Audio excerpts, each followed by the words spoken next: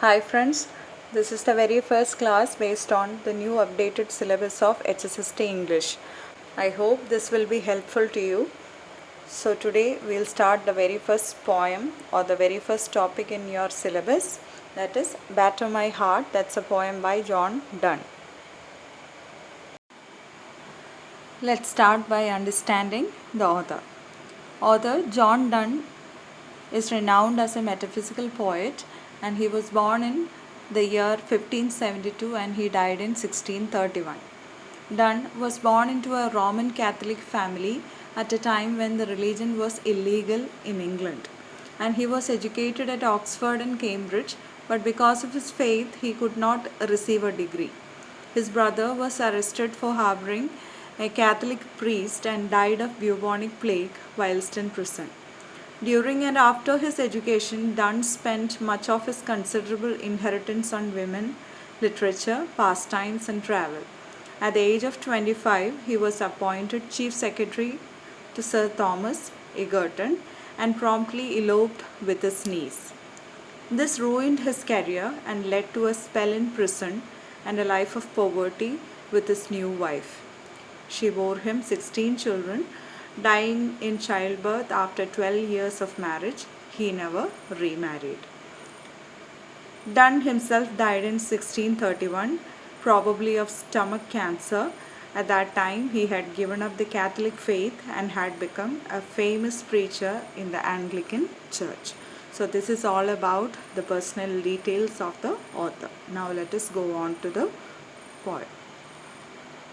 Batter My Heart is actually a sonnet written by John Donne. It is also known as the Holy Sonnet XIV, and it's a religious sonnet about being united with God. And regarding its form, it's a Petrarchan sonnet with an octave and a sestet, and having the rhyme scheme ABBA, ABBA, CD, CD, EE. Then iambic pentameter is used in this poem. These are the basic things about the structure and the form of this poem. First, we'll read the poem and then go to its summary. Batter my heart. Batter my heart, 3% God for you, as yet but knock, breathe, shine, and seek to mend, that I may rise and stand, overthrow me and bend, you're forced to break, blow, burn, and make me new.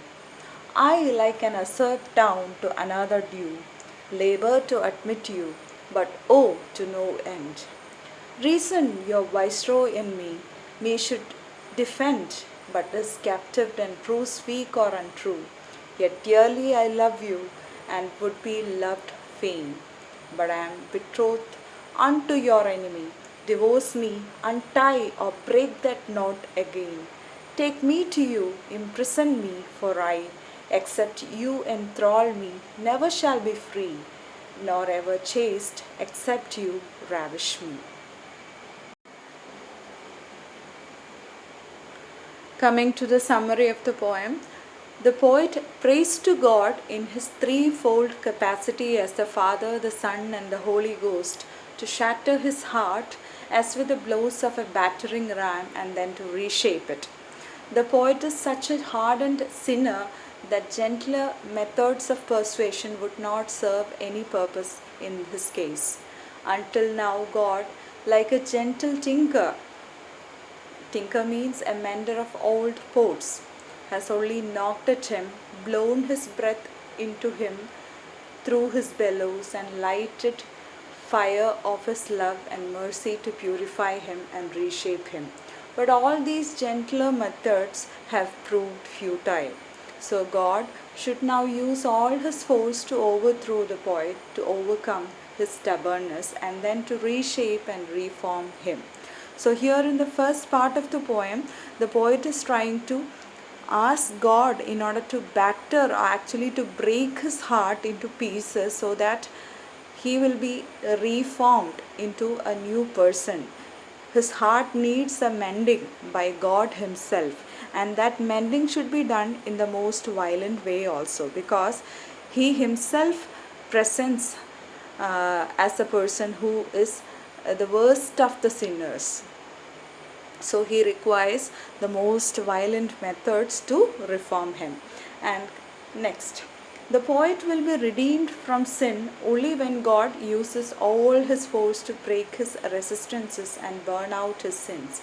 He would be redeemed only when God, with all his force, blows his love and mercy into him. The poet is like a town which owes its duty to God, its rightful honor, but it has now been illegally occupied by his enemy, the devil.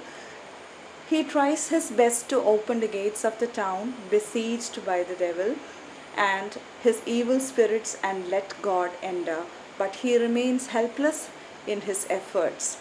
The reasoning faculty is the viceroy of God, but it is itself in captivity and so is helpless to defend the town. That is the poet. In other words, reason, the God given faculty, should have saved the poet from sin, but the reason has remained helpless in this respect. So, here the poet presents himself as an usurped or a besieged town which has been occupied by evil forces, and in spite of all his love to God, he is unable to challenge the evil forces residing within himself. So he seeks the help of God ultimately. So he believes that God is the only person who could save himself, his soul, and make it pure by the divine grace of God itself. So thus he requests the God again in order to break into his heart by opening the gates of his heart forcefully, enter it forcefully, and grab the power of his heart with force. So in such a way, he presents that God's presence is very much required over there in his heart in order to transform him. Then, despite all his sins, the poet loves as a woman loves her object of love and wishes to be loved by him in return. But the difficulty is that he is like a woman married to the devil, God's enemy, though in love with him. The poet therefore prays to him to release him from this captivity and make him a prisoner in his embrace. The poet wishes to be loved by him and imprisoned by him, because it is only such an imprisonment that would make him really free, that is from evil. He should become perfectly chaste only when God has ravished him, that is fully possessed him. Such possession of his body and soul by God would mean that he has been freed from the clutches of the devil. Then he would be a sinner no more, but would become perfectly chaste. So here, by violent imagery, Donne is presenting the final idea that God should knock down all the resistance by the devil, and he should try to enter into his heart and replace those evil forces which are residing over there. And thus, by violence itself, by battering, actually by breaking his heart, God should enter into it and actually remain over there. And then only he and his soul and his body, everything will be pure. And he is asking God to actually ravish him with his divine grace. So thus, by presenting those violent imageries, this poet is trying to present us the idea that he needs the providence of God in order to make himself pure, make his body, soul, and everything pure. ഇനി പോയത്തിലെ literary devices നോക്കാം. So being a metaphysical poem, this poem is actually flooded with such conceits and images. So conceits, several conceits are found in this poem. Conceits, you already know, they are far-fetched images, especially used in metaphysical poems. So here, the lines that represent God and ironsmith or a tinker. God is represented as a tinker or a person who mends iron and all. That is an image of conceit. Then the line where the poet's body or poet himself is presented as an usurped town.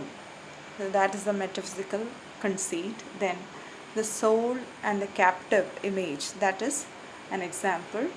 Then poet's representation with that of a bride which is yet to be ravished by God.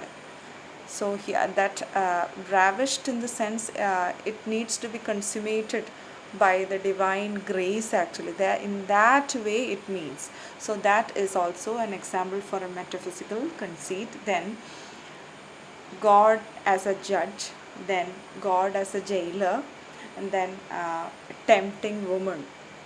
So he presents himself as a tempting woman. So all these images are examples for metaphysical conceits from the poem. Then paradox. Paradox means contradictory or opposite statements. So it is found in the following lines: that I may rise and stand, overthrow me and bend. That's completely contradictory. Then your force to break, blow, burn and make me new. So that is also opposite in its idea. Then take me to you, imprison me for I. So that's also an example. Then except you enthrall me, never shall be free. So all these are the examples of opposite ideas presented as paradox in the poem. Then alliteration is also coming over here in the line break, blow, burn. Then metonymy. Metonymy means like the representation of a concept or a person by using the related term or a related idea. For example, the word crown represents king.